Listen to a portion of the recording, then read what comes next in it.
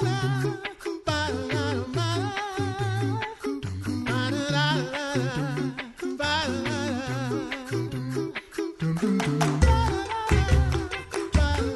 listening to The Coffee Hour. I'm Andy Bates. I'm Sarah Gulseth. Thanks to Concordia University, Wisconsin for supporting The Coffee Hour. Find out more about Concordia University, Wisconsin at cuw.edu. Live uncommon. We have a great story to share with you today. Very encouraging story. Yes. That I just happened to come across on Facebook, of all places. And I said, he looks like a pastor, maybe a pastor we might know. And sure enough, with an amazing story. And I'm just so excited to share it with you today. Joining us today, Pastor Tom Messer, pastor at Peace Lutheran Church in Alma, Michigan. Pastor, thanks so much for being our guest on the Coffee Hour. Hey, it's great to be here, Andy. So I just stumbled across a story that an organization had shared about your success story. And I'm really excited to share that today. But before we even get to that transformation and that success story, I want to talk about your vocations as a pastor, as a husband, as a father, how that all began. So tell us about how the Lord brought you to these vocations, husband, father, and pastor. Well, that's a long story, but I'll condense it and make it sweet and short. But I met my wife, Lisa. We both worked at Ford Motor Company many moons ago. And we got married. We have 4 kids, Kelsey, Sarah, Samantha, and Aaron. They're all adult kids now. We are blessed with 3 grandchildren, Elena, Brian, and we just had Thomas last week, February 3rd. So we're real excited about that. And as far as, I'll go into this a little bit. As far as becoming a pastor, I've always been very interested from when I was a little kid. I was very interested in scripture and theology. I don't know where it came from because I don't come from a family that went to church regularly. My mom was a Christian, but not really practicing Christian. And my dad was kind of agnostic when I was growing up. So I don't know where it came from, but I was always interested in the Bible and theology. And my parents gave me a children's Bible I always tell this story, when I was like 7 or 8 years old.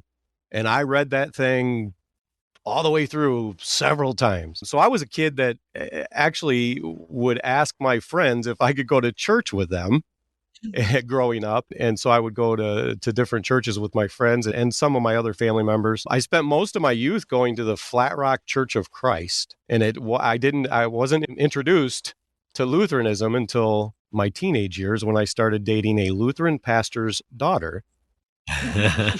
And which was great for me because he had a whole library of theology books and that he let me delve into. And anyway, long story short, I wasn't baptized till I was 15 years old. I was baptized in a Lutheran church, LCMS church in my hometown, and have been more and more Lutheran the more and more I live my life. But journey toward becoming a pastor. Like I said, I was always interested in this, but life happens and you start having a family and having kids and you have to go to work and all that. So I'm at Ford Motor Company, working at Ford Motor Company. And this desire, this feeling of wanting to delve more into theology. And I was a skilled tradesman. So I would take my Bible and theology books to work with me. And because I didn't have to work all day, except for when the line broke down, then I'd have to fix it and stuff like that. So I had a lot of time just sitting there. Anyway, my wife finally said, "You're so interested. All you do is think about this, talk about this. Why don't you go look at Concordia Ann Arbor and see about getting into the pre-sem program?" So I did. And then they admitted me. And then for the next 3 years, I already had some credits from a college out of high school.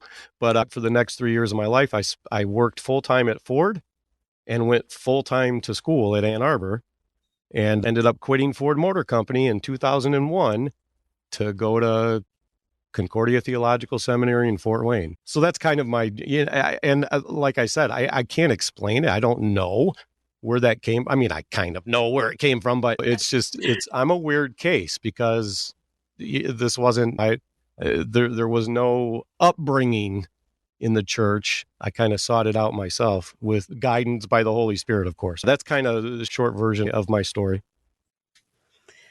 Thanks be to God that the Holy Spirit Yeah, works in his mysterious ways to bring people to the church and to bring people into this vocation of pastor. That's a really fun story. How would you describe your life then as a pastor? After you graduate seminary, have your first call, how would you describe your life as a pastor?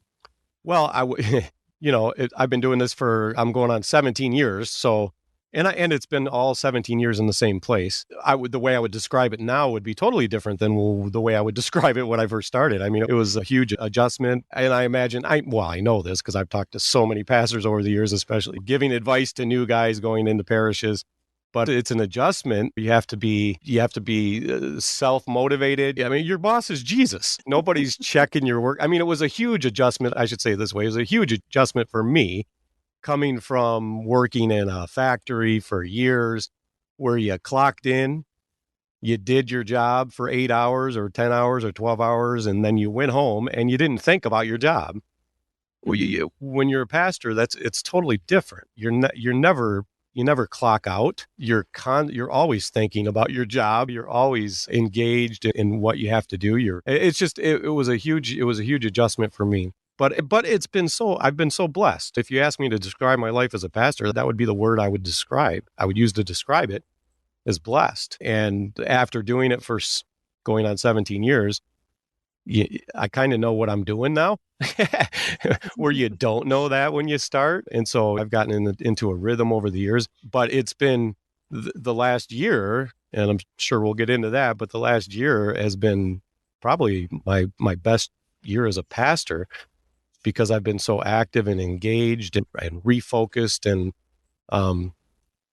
so it's been even more of a blessing than it was previously. I don't know if you have any specific questions about that, but go ahead. You mentioned that the past year has been the best year you've been so active. What was life like before the last year?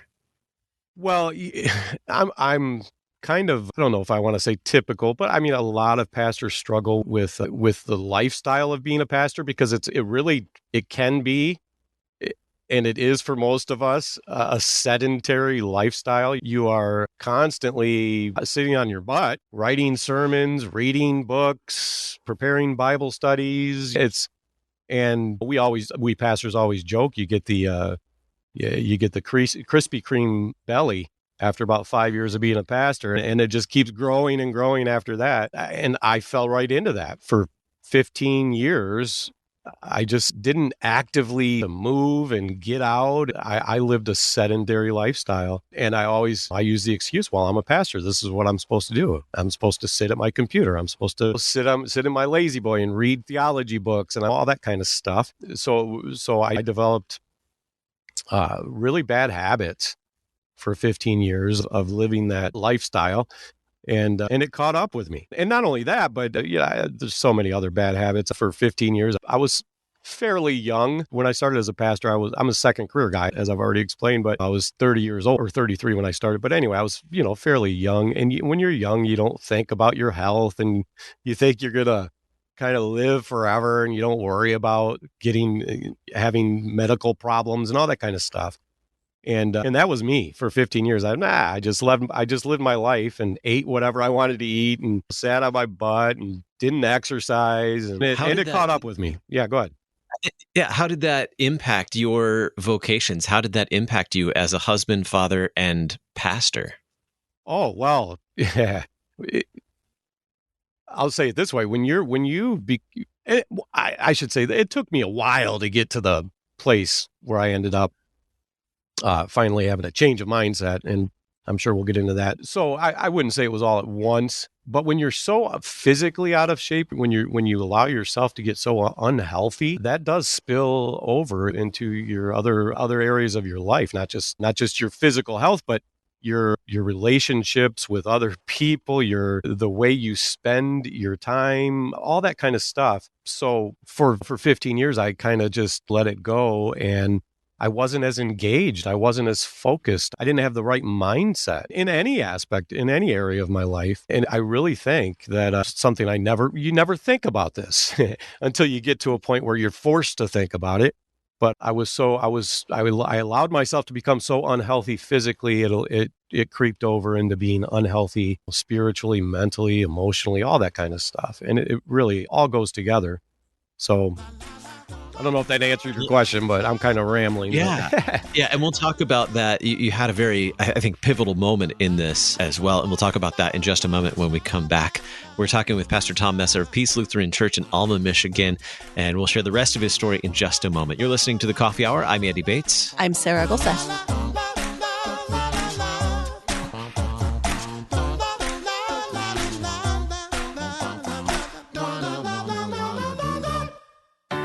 At Concordia University, Wisconsin, we believe you were created for a reason: to use your God-given gifts to help others, to live a life of self-sacrifice in a me-first world, to live a life that's uncommon. Whether you're taking one of 50-plus online programs or learning with us in person on the shores of Lake Michigan, you'll be equipped to make an uncommon impact. Learn more at cuw.edu. Concordia University, Wisconsin. Live uncommon.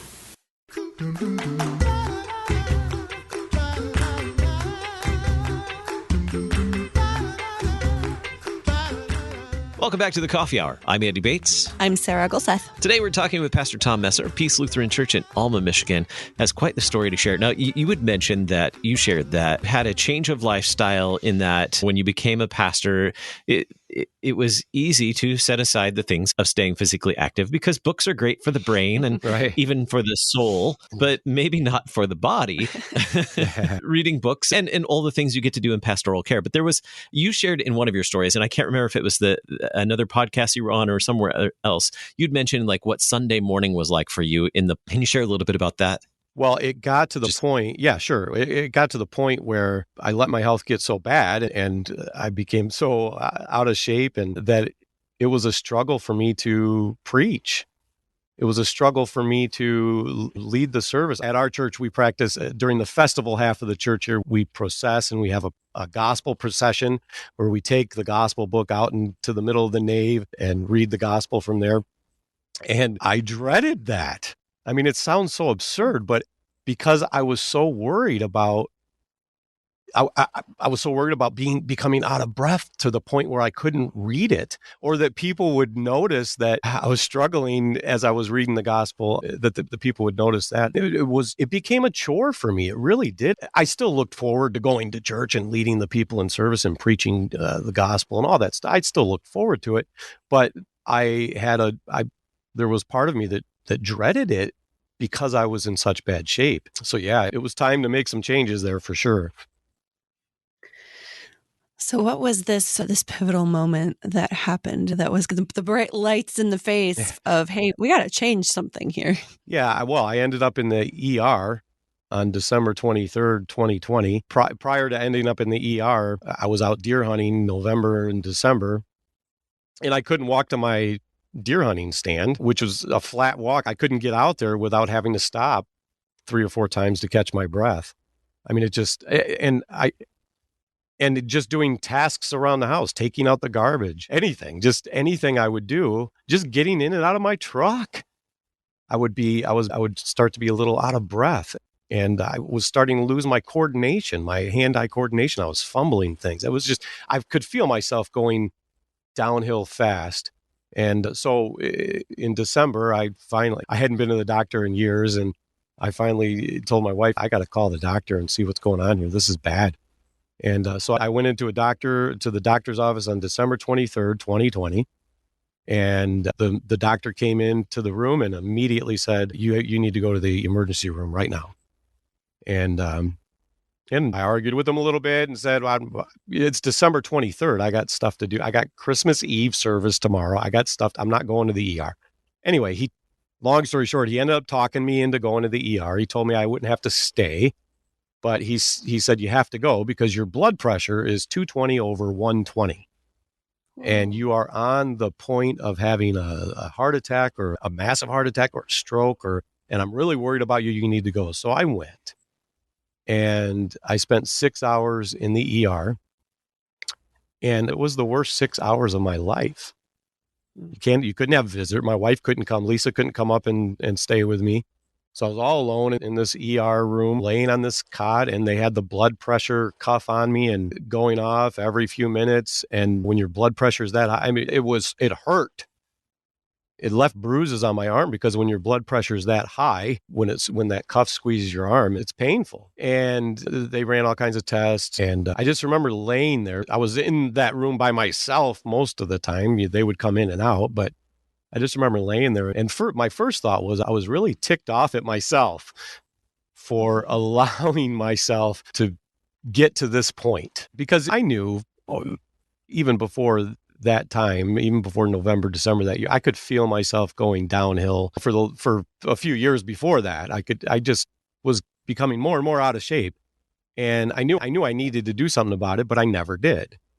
And so laying there in that emergency room on that cot, I had such a feeling of despair and desperation and anger at myself. And I didn't know, I mean, they were saying things like surgery and you might need some stents. And I mean, just you might have clotting, blah, blah, blah. They didn't know what was wrong, but they thought my heart was in bad shape.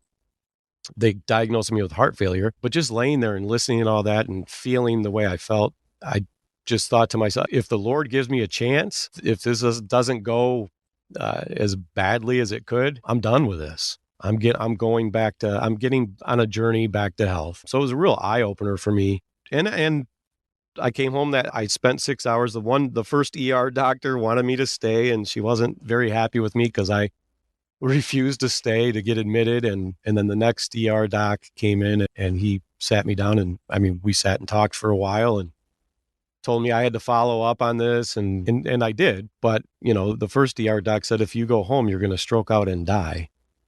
And my response to her was immediately, well, then I'll be with Jesus, but I'm going home. And anyway, I mean, it was a huge wake-up call. And I came home and committed myself to getting back into shape. I should say this real quick. It turned out my heart, I mean, my heart was slightly enlarged, and I had a little leakage and stuff like that, but it wasn't as bad as it could have been. So I was given that chance. So how did that change go after having this experience in the ER and the realization that things need to change? How did that go from there? I mean, a lot of us realize there are things about our lifestyle we probably need to change. How Right. did you make that step? How did you take that next step? Well, I mean, I just started making some very immediate changes. I stopped eating junk. Started my wife Lisa had been on a health kick for years previous to this, and she was always on my case about, you should eat with me, you should eat what I cook, because she would eat good healthy food, and no, I'll eat my meat and potatoes and veggie or corn and it was so immediately I stopped that. I started eating with her. I started eating healthy. I stopped snacking. I stopped eating a box of cookies at night or a bag of chips. I mean, it was just, I was just ridiculous with my eating habits. I immediately stopped that. When I was in such bad shape that I was doing Motrin like candy because I had all this pain everywhere. My knee, all my joints hurt. So I stopped doing that. I stopped taking any pain relief. And I couldn't do anything else other than kind of try to get my nutritional side of things in order when I got home from the hospital. That's all I could, because they didn't want me to move.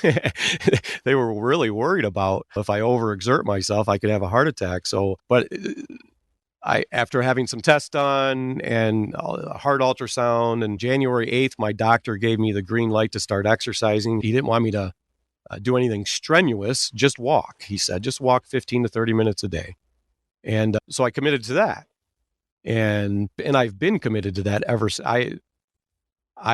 Since January 8th of last year, I've gotten at least 30 minutes of exercise in every single day. And now, having gone through this whole journey and becoming a lot healthier and a lot more fit, I'm averaging over 100 minutes of exercise a day.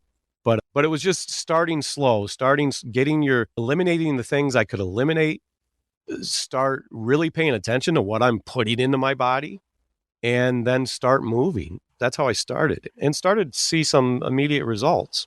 Started to feel a lot better. Mm-hmm.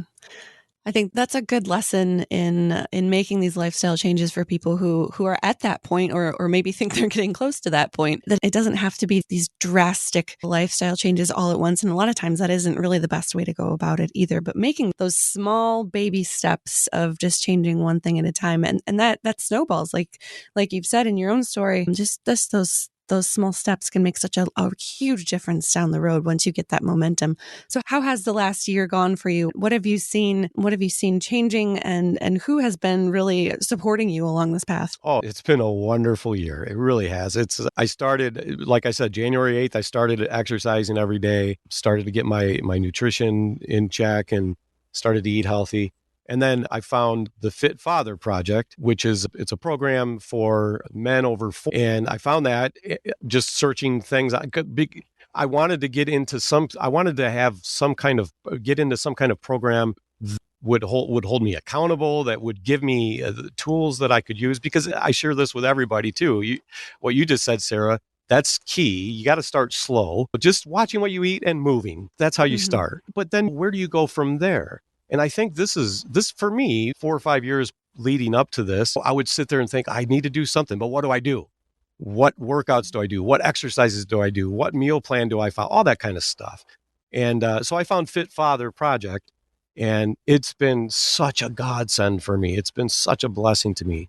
I joined that on February 1st and started doing the first.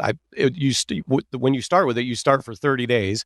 And then you set a goal, you write a mission statement, and then you follow the meal plan. And this is what I'll say too. It's not a complex meal plan. It's not some kind of, you have to eat this, you can't eat that. It's just common sense. Don't fill your plate. They call it a perfect plate. Put a quarter of your plate with protein, a quarter of it with some kind of healthy starch, and then half of it with vegetables. So you're not starving yourself. It becomes something that you can live with and you can sustain. But I started with that on February 1st, and oh man, I started seeing results month after month. I lost 16.2 pounds my first month. I should say this too. When going back to December 23rd, 2020, I weighed in at the doctor's office at 286.3 pounds. I mean, I was, and I can't even believe I let myself get that big, but I lost 16.2. I started losing weight on a consistent basis. I felt great.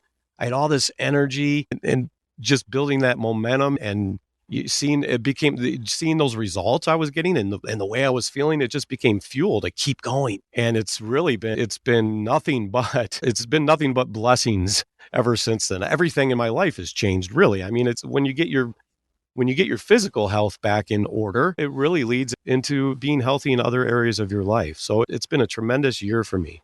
I set a goal. I should say this. My major goal was to get back below 200 by July 25th, 2021, which was my 50th birthday. I set that goal in February, and just working this program and exercising and doing the workouts and watching what I ate and all that kind of stuff. I mean, and it's so sustainable. I didn't feel like I was being neglected anything, but just by doing all that and being committed to it and dedicated to it, I hit that goal, 70 pounds since starting the program. I hit that goal on June 10th, a month and a half early. And then, so I set another goal to be down to 188 by my birthday, and I ended up 185. But it's just been amazing. And it works. And if you start slow, you start moving, you watch what you eat. You don't have to be nuts about it. You don't have to count every calorie, but just watch your carbs, watch the calorie intake, all that kind of stuff. It really does work. And it's amazing. It really has been amazing for me to witness my body be transformed through this process, because you don't even really know it's happening. You just feel better. And then eventually 6 months later, you're like, wow, that's me. That was me. That's me. It's unbelievable. It's been great. It's been one of the best years of my life. Now that you've made these changes and committed to better physical health, which, as you pointed out, impacts the whole person, the whole being, what do Sundays look like now for you? Oh, they're great. I love it. I hope we have a gospel procession, man. I want to carry that book out there and read it. And my preaching, it just reinvigorated me. And I mean, because you get in, you become a pastor and you've been doing it for years, and you do go through ruts. and I got to write another sermon, but what? I've already said all this stuff. And this is just this whole change of lifestyle, this whole new way of living, of striving for health in all areas of my life.